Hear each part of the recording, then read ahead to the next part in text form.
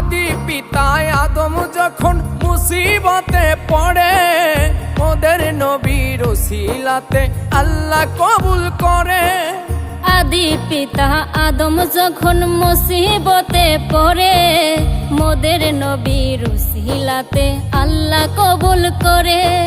সাখারাতের বিছানাতে দেখা দিও রে, তো জাহানের বাদশা নবী কামলেওয়ালা রে, তো জাহানের বাদশা নবী কামলেওয়ালা রে। আমার মনের ঘরেতে রেখেছি যারে, তো জাহানের বাদশা নবী কামলেওয়ালা রে। আমার দয়াল নবী রে, আমার মায়ার নবী রে, আমার দয়াল নবী রে, আমার মায়ার নবী রে। তো জাহানের বাদশা নবী